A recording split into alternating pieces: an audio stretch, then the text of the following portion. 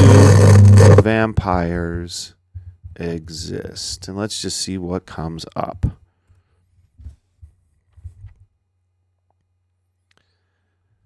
And it kind of gives us what we thought we would get, describing vampires as something that are purely folklore.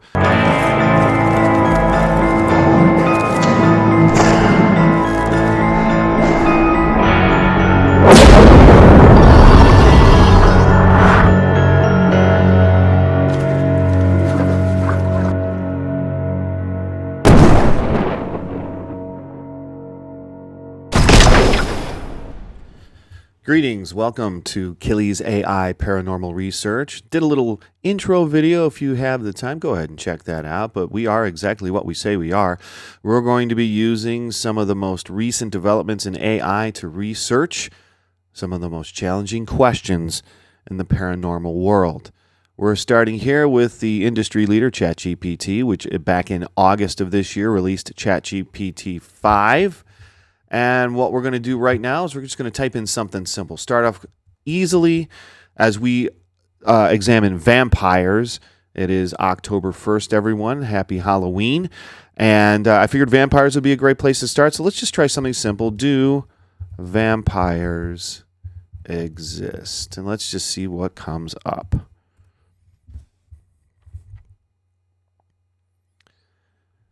And it kind of gives us what we thought we would get, describing vampires as something that are purely folklore and popular fiction, no scientific evidence to support the existence of an immortal blood-drinking creature like those that we've seen in the movies or books. However, the idea of vampire comes from a mix of historical misunderstanding. Now, this I find very interesting. In pre-modern times, decomposition of corpses wasn't well understood.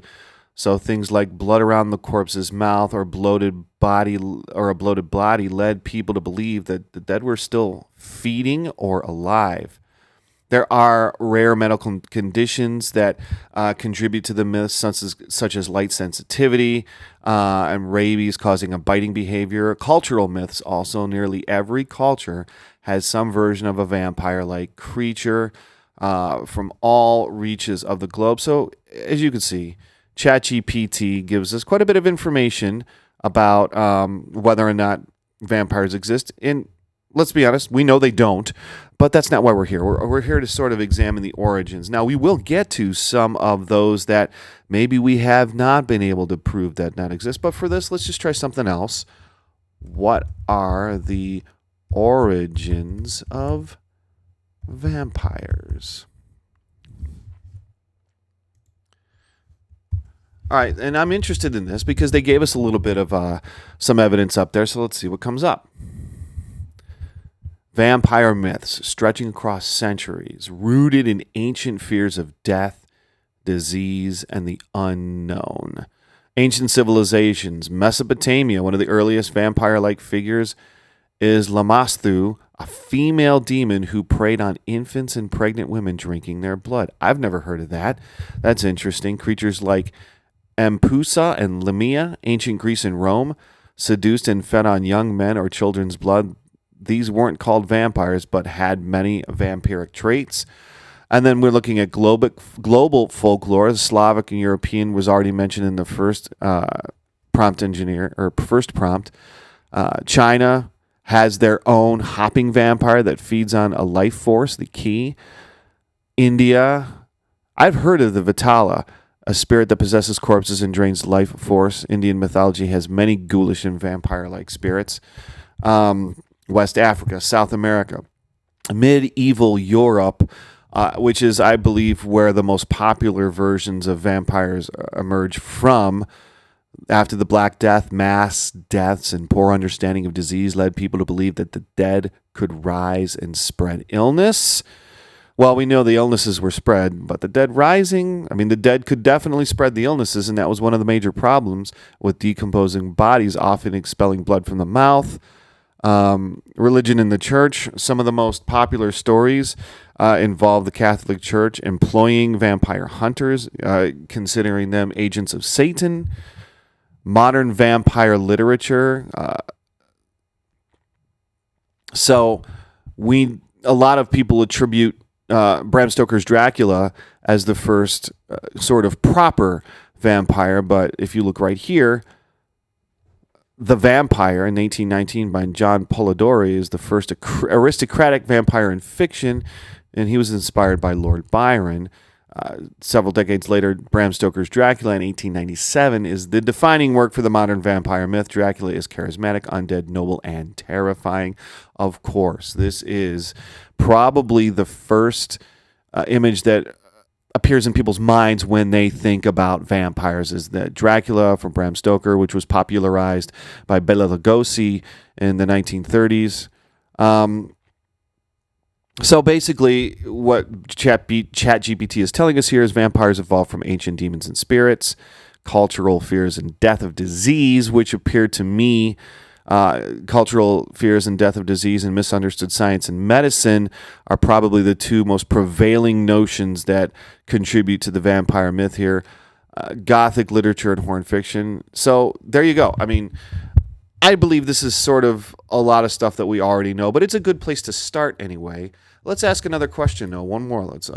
What is the first recorded...